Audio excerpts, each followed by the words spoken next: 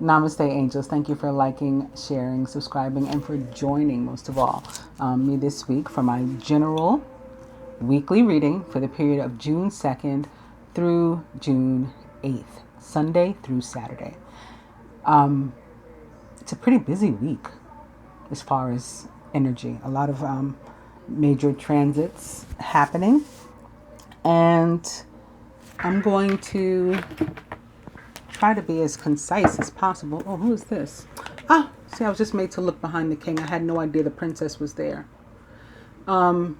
It's funny, though, because what I was about to say is that there may be some air-on-air action this week, and perhaps specifically Gemini and Gemini, because both of our rulers are parts of those major transits that are happening this week.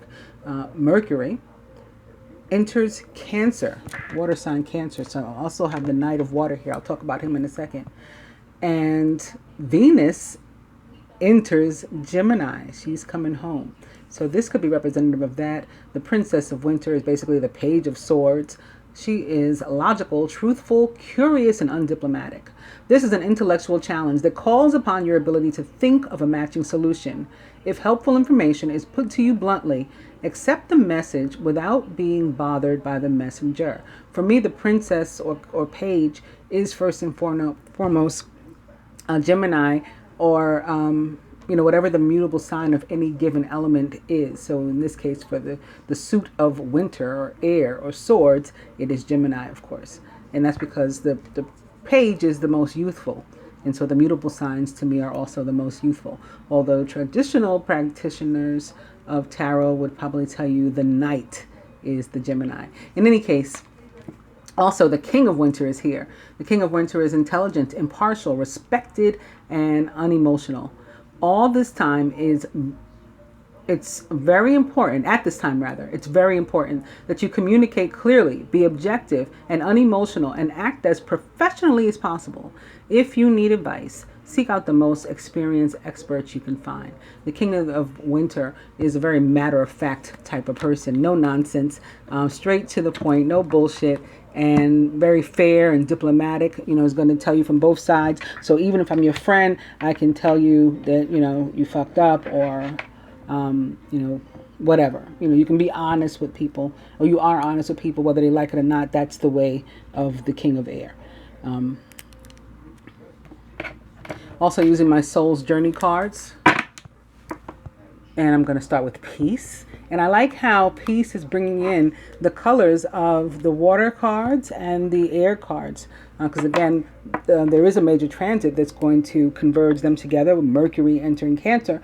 But also I feel that this week there can be some convergences and people returning to a place of peace, whether that's romantic, partnerships, or couplings, or groups, or friendship, or familial, where there had been some sort of rift or something, returning.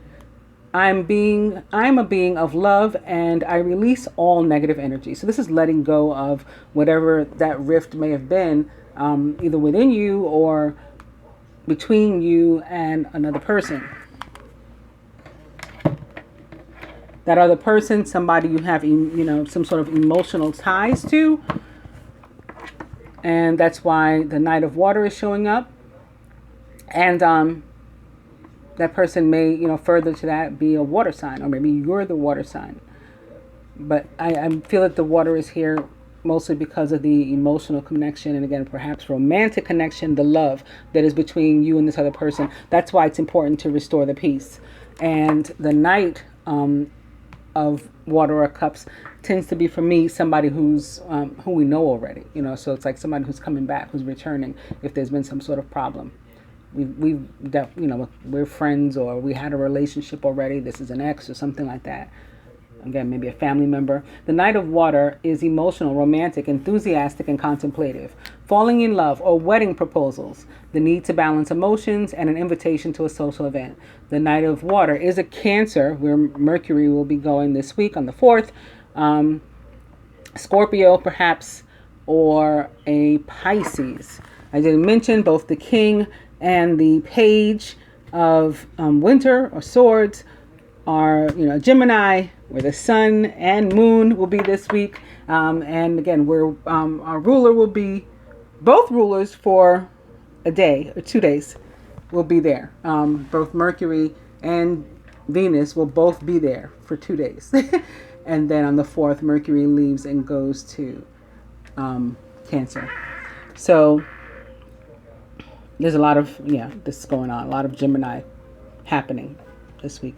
Both of our rulers, both Mercury and Venus, for me in my natal chart, are in Gemini. So that should be exciting, at least for 2 days.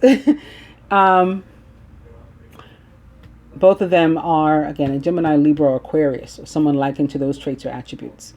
And lastly, I wanted to look at what past life issue we might be dealing with, addressing, may come to a close for us, finally be resolved this week, or, get some progress on it, some movement on it this week. And again, I'm starting with Native American. And I had told myself the other day, after having a vision about the Buffalo Soldiers, which you may or may not have ever heard, after having been a vision about them, I said, if the next time because I felt that it was connected to this Native American thing, and I said, the next time that Native American card shows up, I'm going to mention the Buffalo Soldiers. So, okay. People with locks, black people in general, please hear me on this. I don't know from where the propaganda, the lie that wearing dreadlocks and or referring to your hair, your locks as dreadlocks, having meaning that you feel dreadful about yourself. I don't know from where it came, but it is complete and utter bullshit. And I'm going to tell you how and why very quickly right now. Dreadlocks are a homage to and are reminiscent of the Buffalo Soldiers, just as that is illustrated by Bob Marley's song Buffalo Soldier. It is another one of those things that is hidden in plain sight. Has nothing at all with feeling dreadful. In fact, the Buffalo Soldiers were dreaded, as in feared, by everyone with whom they came into contact. And that's why they're called dreadlocks. That's why they're called dreadlocks. Now, like I said, just like the Bob Marley song Buffalo Soldier, it begins, Buffalo Soldier, dreadlock Rasta. There was a Buffalo Soldier in the heart of America, stolen from Africa, brought to America, fighting on arrival. Okay, he never just came willingly. He came kicking and screaming and fighting for survival. When you analyze the stench, to me, it makes a lot of sense how the dreadlocked Rasta was the Buffalo Soldier. He was taken from Africa, brought to America, fighting on arrival, fighting for survival. It was the Buffalo Soldier, dreadlocked Rasta. If you knew your history, now here's the key part, because this is the problem. A lot of y'all don't. But if you knew your history, then you would know where you're coming from. And you wouldn't have to ask me, who in the hell do I think I am? I'm just a Buffalo Soldier. Stolen from Africa. Brought to America.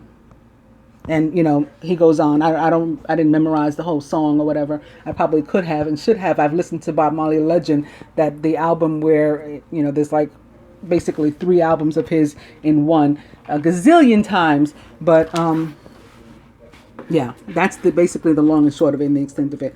And I hope to not have to talk about this again. I hope you guys, if you are one of those people who has been perpetrating that lie, will, look up the lyrics if you have to, listen to the song, Google the Buffalo Soldiers, whatever you have to do to convince yourself that has nothing to do with being dreadful.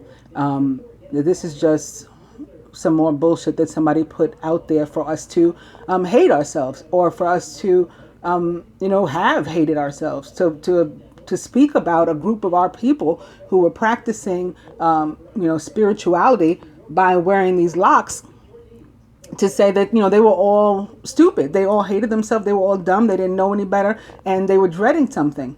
They felt dreadful. That it's not true, and it's horrible. It's horrible that it's gone around for so long and had been retold by so many, and to have so many others of us to be like, yep, right, man, I can't, and without actually ever looking it up and learning or knowing our true history, which is of a very valiant soldier that was feared. People saw the locks in the distance headed toward them, and they dreaded it. Oh, those Buffalo Soldiers are on their way. We're in trouble. That's what the locks meant. That's why they wore them. All right, so I got enough of that. Maybe we'll have to do a separate video. But I have enough stuff to talk about this week with what's going on. So let me get to that. Let me pick up and turn on my tablet here. Sign in. Yeah, it's kind of like I wasn't prepared. What are we going to talk about first? Let's talk about what's going on the planetary calendar first. Nope, changed my mind. That's where I'm going to want to read. So let's not talk about the planetary calendar first. So quickly, let me tell you what's also happening on the 4th. So the 4th will be, from a calendar standpoint, the start of the month of Sivan on the Hebrew calendar, the Jewish calendar, and the end of the month of Ramadan on the Islamic calendar. Ramadan, I mean, both Ramadan and any month in the Islamic calendar or Jewish calendar also have to coincide with the new moon. And in Islamic tradition, the new moon has to actually be seen before the, holiday, a given holiday can begin. We have to see the new moon, we have to see the full moon before we actually, put something into practice, despite the written calendar, what it says. So on May 4th and May 5th, the new moon hadn't yet been visible in Saudi Arabia. So Ramadan officially started on the 6th. Anyway, long story short, there's going to be a tremendously long Eid that people will be celebrating. So it's like, the period we're still celebrating, this very holy month, even though, again, from the calendar perspective, the month is technically over, or technically ends on the 4th. And it's for a long time been my understanding that part of the reason for this, or why we need to cover certain specific dates, is because some of those dates are considered the holiest. In this case, the Islamic tradition, but same thing goes for the Hebrew calendar, the way that they, celebrate their holidays. And on 6/10 will be the day that, the anniversary of the day that Muhammad got the words of the Quran. So that has to fall into the period of this very holy time, even though, again, technically the month is over. So there's a new month on the Hebrew calendar too, and it is the month of Sivan. I'll talk a minute about what the month of Sivan is. I just wanted to go over what the years equal on those two calendars too, because I've definitely talked about it before, but possibly not enough. And I wanted to mention, at least briefly, something about, I'm just going to call them real twin flames, because I've just sort of had it with the number of people now out there just taking advantage. Some of us, among us, included. Maybe it's subconsciously, you don't realize what you're doing, but taking advantage of a person's desire for love. And so we're spreading around this twin flame stuff, and we're, claiming to be able to do certain things that we can't do, spiritually, as far as healing and or reading. And it's just really, it's not right. Because a lot of people are being misled, a lot of people are being misinformed. There are prophecies that are written. There are scriptures that are written. There are the four corners of the world, just like God said he wanted to reach all four corners, or he would reach all four corners. There are indigenous cultures even that have recordings of these types of beings and this type of prophecy and what's supposed to happen. A very Book of Revelations type story, including the rainbow prophecies, which I keep promising to make a video about, but I still haven't yet. That Native Americans recognize. All right, so here's as quickly as I can do this. So the year 5,779, it equals 19. 19, some of you will know, for me, is a representation of God the Father. There is, of course, God also God the Mother, God the Son, and the Spirit. And that's just not like an ideological belief with which I was raised. That is stuff I've been, shown, and very specifically down to this numerology while on this journey.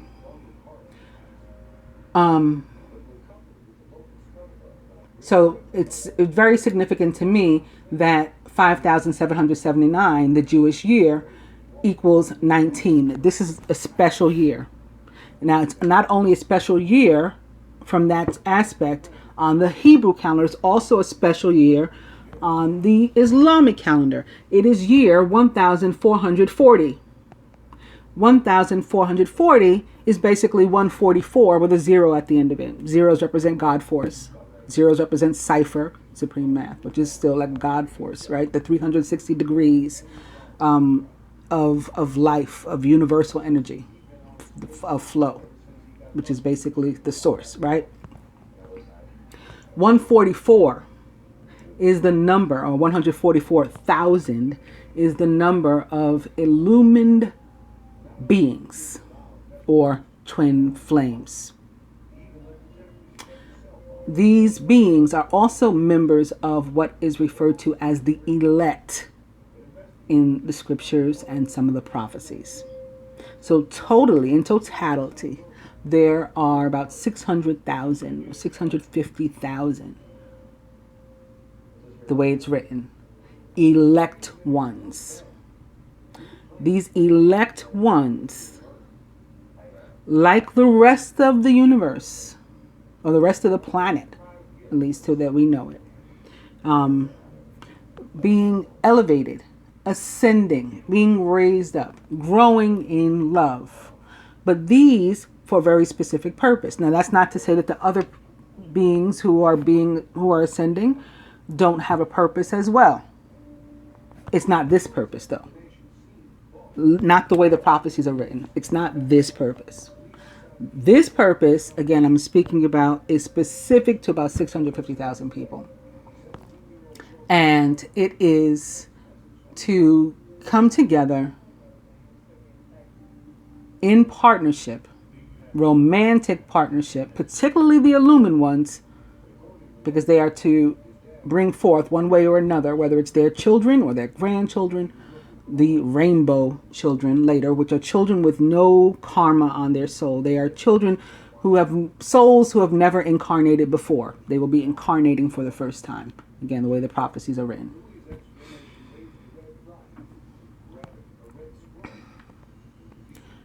We're supposed to be, or the way it's written, we will be incarnated at the same time, these beings. And to form partnerships, just as groups were dispersed in the Bible, for example, in partnership.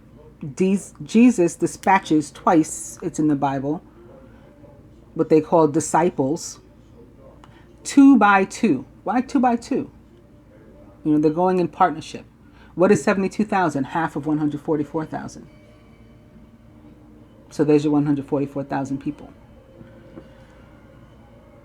Or illumined ones. The 144,000 is also the equivalent of the 12,000 each of the 12 tribes of Israel, or 12 tribes of Abraham.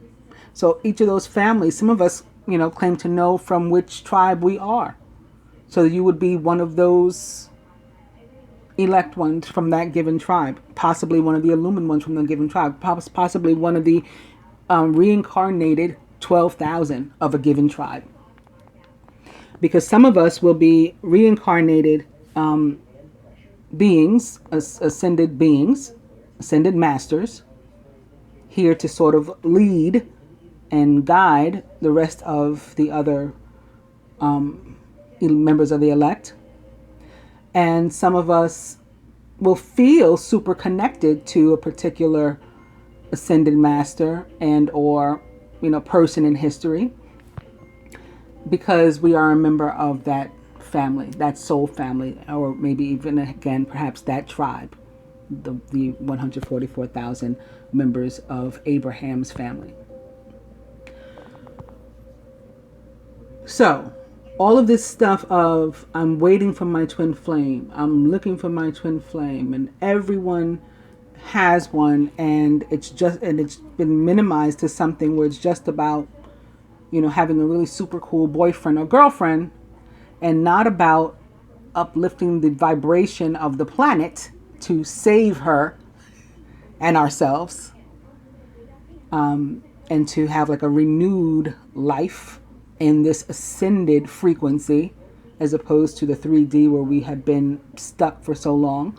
And, that was in part on purpose,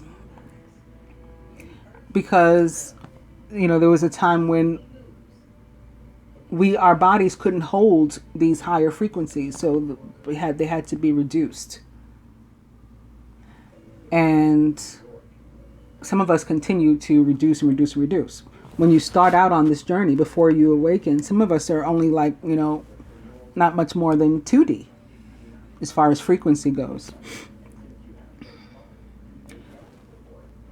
So the purpose is to come together with this partner, your 2x2, your group, and to have such an pure and unconditional love between you, and whether you are one of the ones that's supposed to have a romantic one or not, that it helps to raise the vibration of the planet, bringing us all into this, what we're calling a 5D world. I'll talk more about this another time, because I want to say some things, and it's going to get too long, and I do have to talk about what's going on this month. But I hope that I gave you some stuff to think about at least. This is why I don't entitle my videos Twin Flame videos, and I don't care if that decreases, increases, doesn't affect at all the number of people who watch them or whatever. Like, I just don't do it. It may be good clickbait or whatever. I don't believe in it, because first of all, I know the proper name. I'd only been on the journey a very short time before I was corrected by these ascended masters who said, it's not, I don't know what this twin flame thing is, but this is what we are, and showed me. And I didn't keep it to myself. I told people. So I have a lot of viewers who have been watching me since then. They can tell you, they know, and they've seen, the progress in the 3 years of the numbers that I spoke of, the places in the world that I spoke of that I said would be significant, the things that I said would happen. They've seen it, and that's why they watch. And then I have to understand also that I have newer viewers who don't know anything about any of that, and may not understand how any of this works. And I have people who are not my viewers, maybe because they don't know, what it is I'm talking about, because I don't mention anything about twin flames, on my, but that's a sacrifice I'm willing to make, a risk I'm willing to take, because I don't want to be presumed to be aligned with anybody who's perpetuating lies, again, and taking advantage of other people's desire for love. That's all they want, and that's why people like look to these love readings and stuff like that, and make some people very, very rich. And when they have no idea what the hell they're talking about, but they're making tons of money on innocent people, romantics, and it's going to push me over the edge. It's going to push me over the edge, and I'm going to explode. So I had to mention it in some capacity today.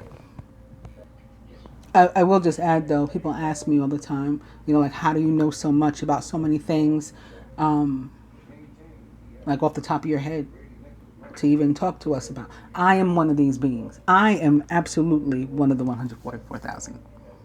And again, a lot of you know exactly which one, and have seen my progress in that regard too.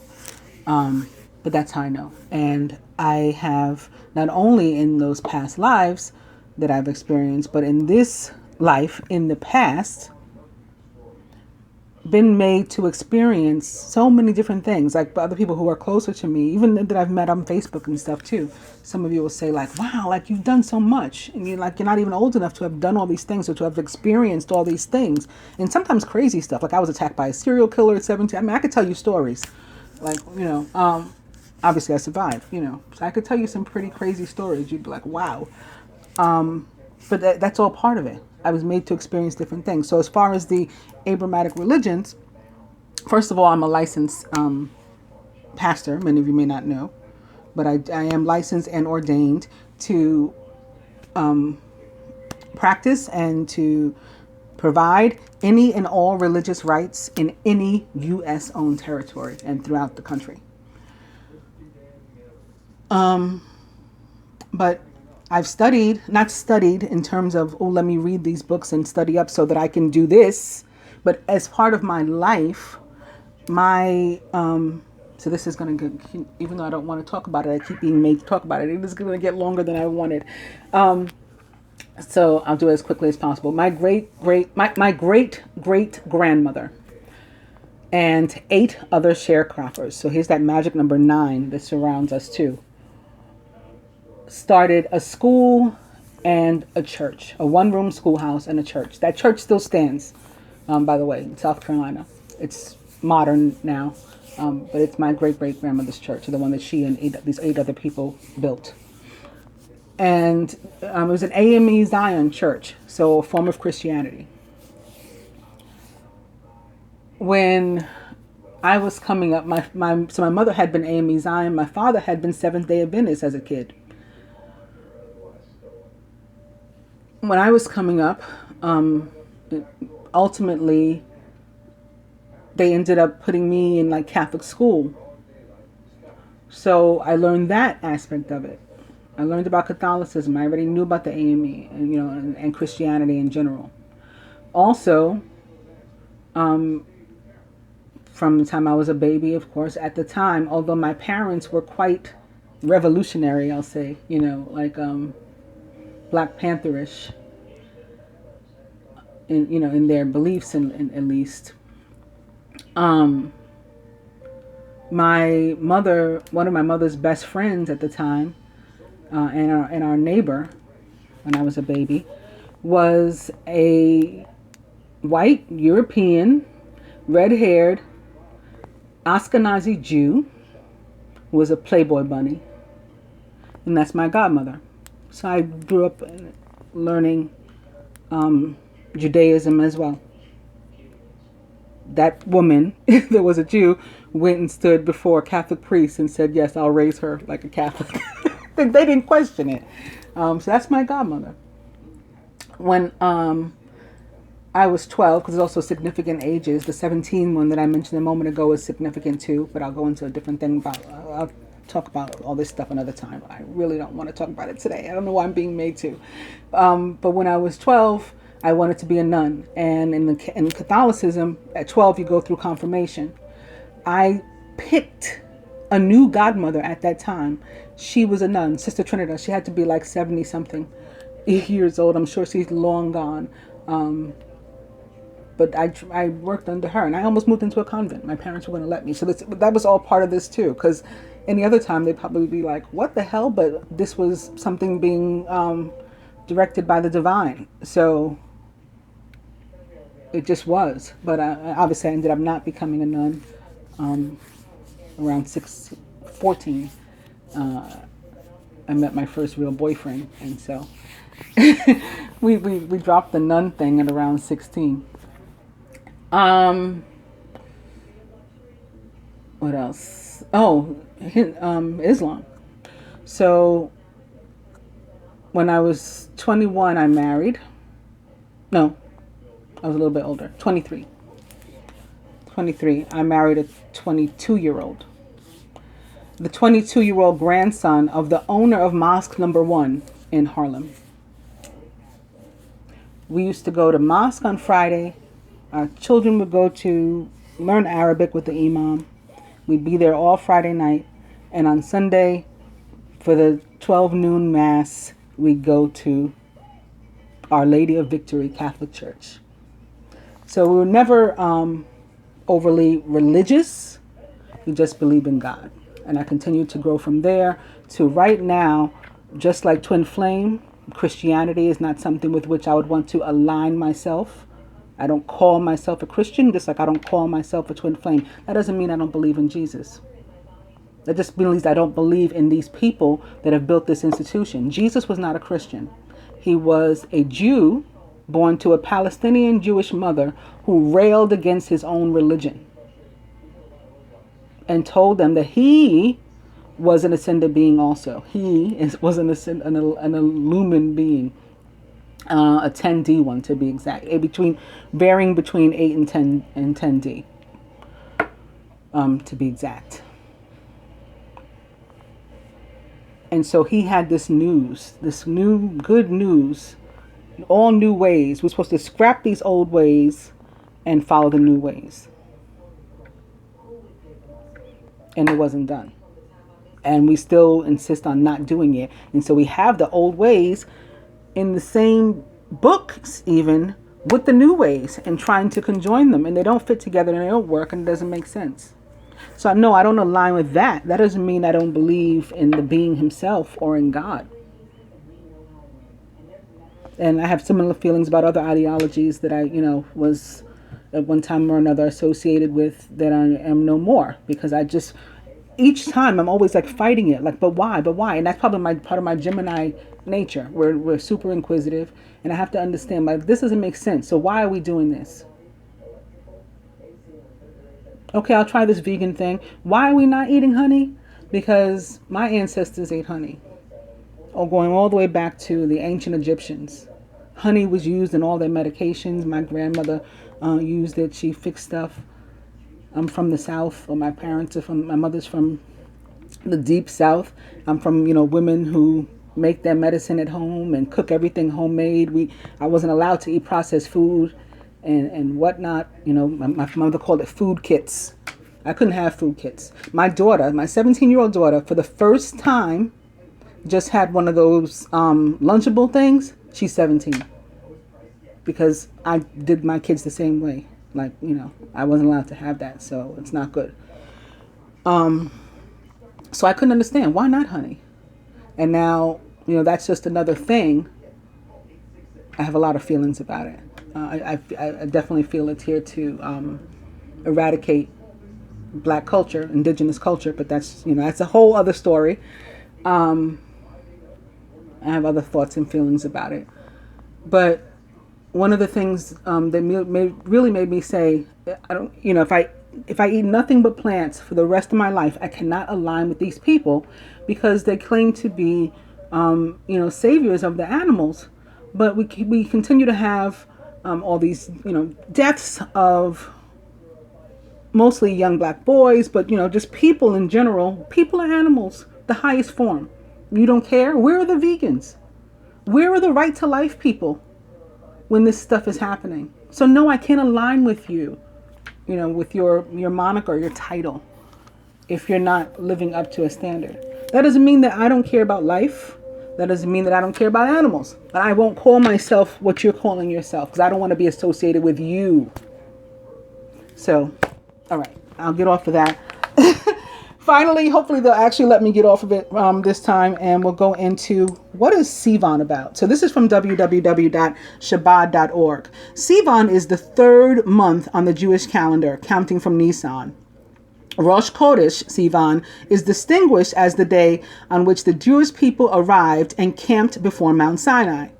The Torah describes this with the phrase, Israel camped before the mountain in Exodus 19:2. So I'll just quickly point out Exodus 19:2 equals the 19 and 2 equals 11. So it's like an 11:19 transpose, which I didn't mention.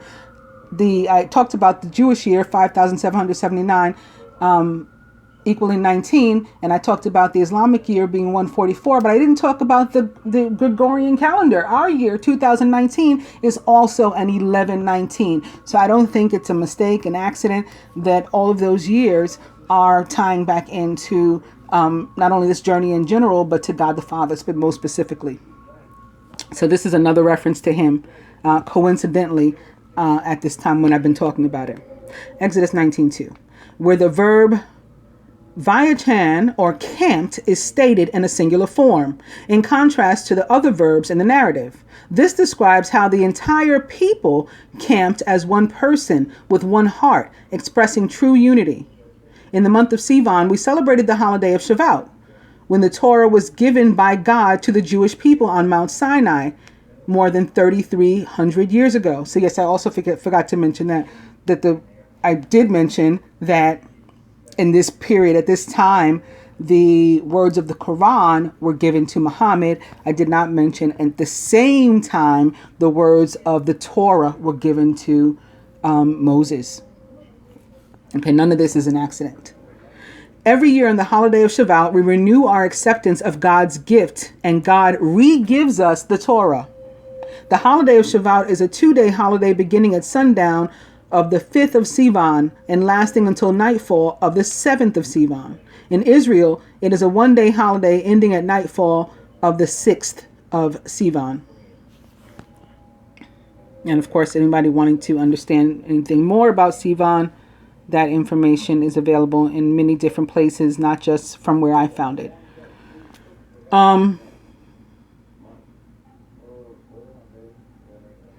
Some of you may want to look up for a better understanding too about the Hijri. I'm not going to talk about that, but the Hijri is basically the Islamic calendar, the Muslim calendar, how that works.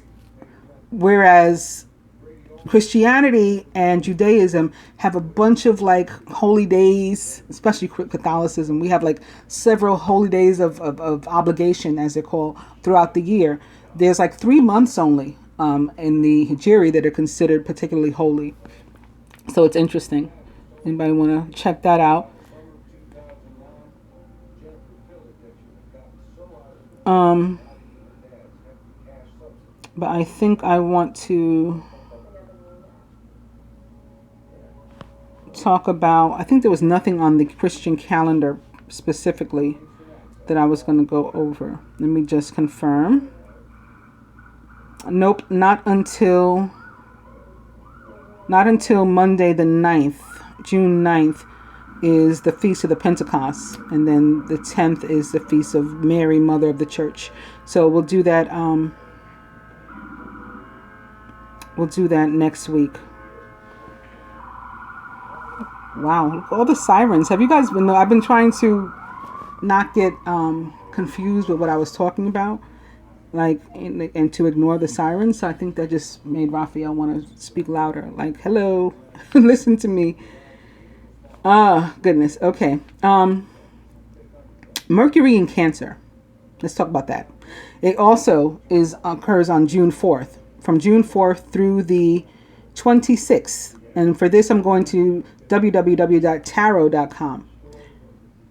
Mercury is the planet that rules our thoughts, ideas, and the way that we communicate with others.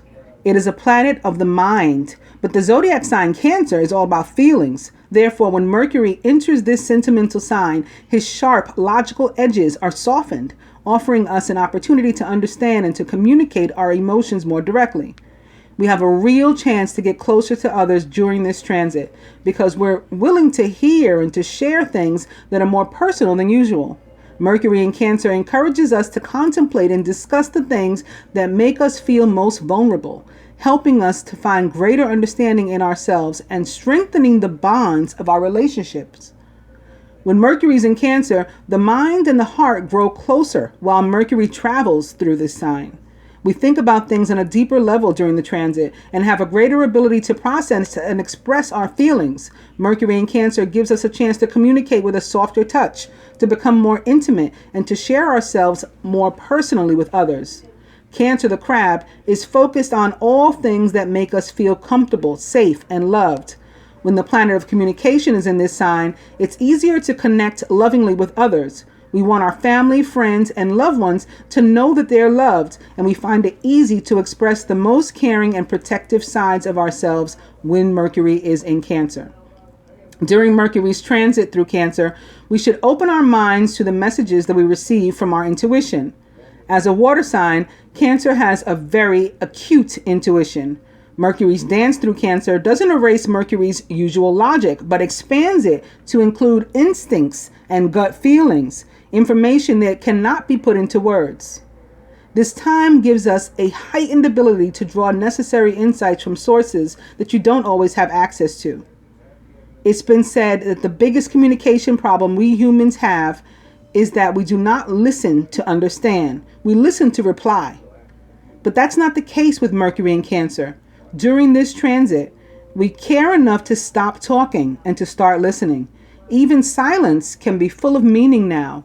Mercury in Cancer is a reminder that real listening is done with the heart as well as with the ears. It goes on to talk to you about when Mercury retrograde is in Cancer, and when how it is or what it means for you to have been born with your natal chart Mercury in Cancer.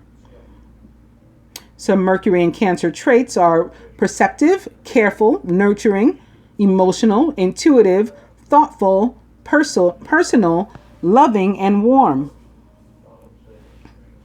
And Venus in Gemini.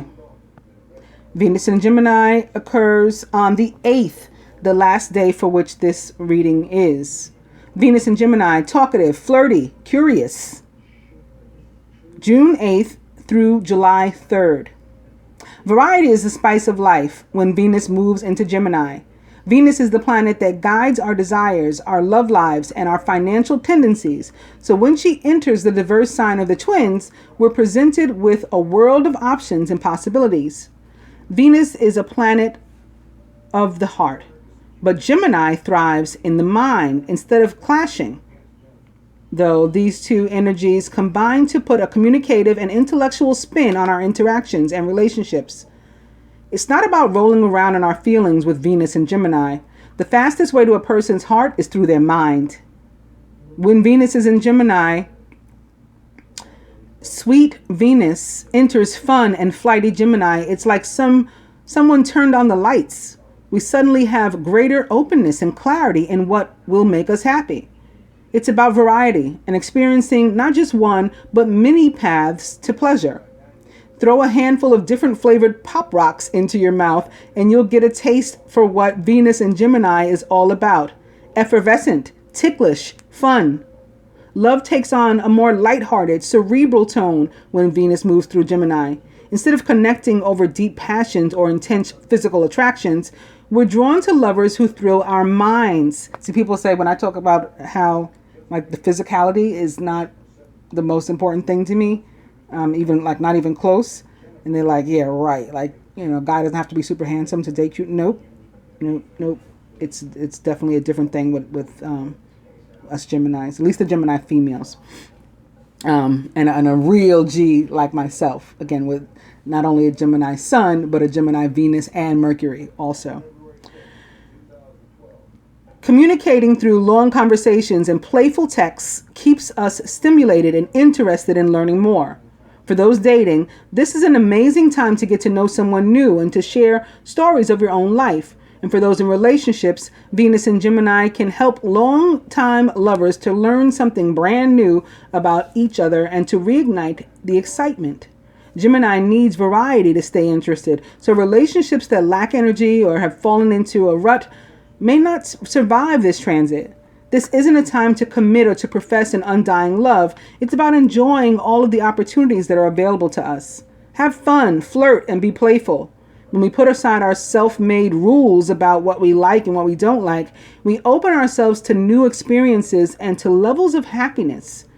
In terms of money, Venus in Gemini encourages you to spend on things that will enrich your brain and energize your spirit. Things like books, games, or tickets to a comedy show.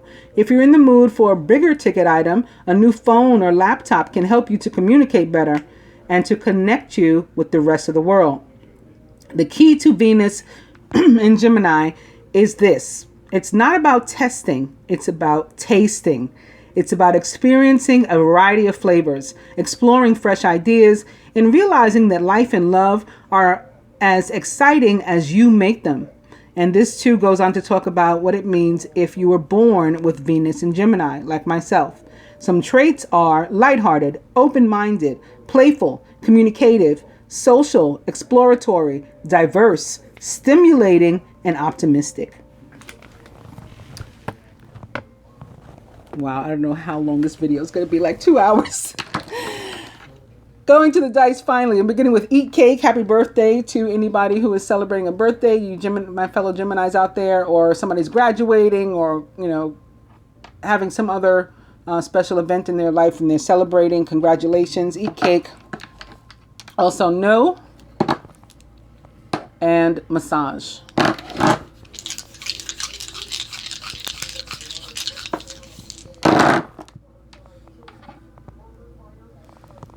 Spirit says party, sex,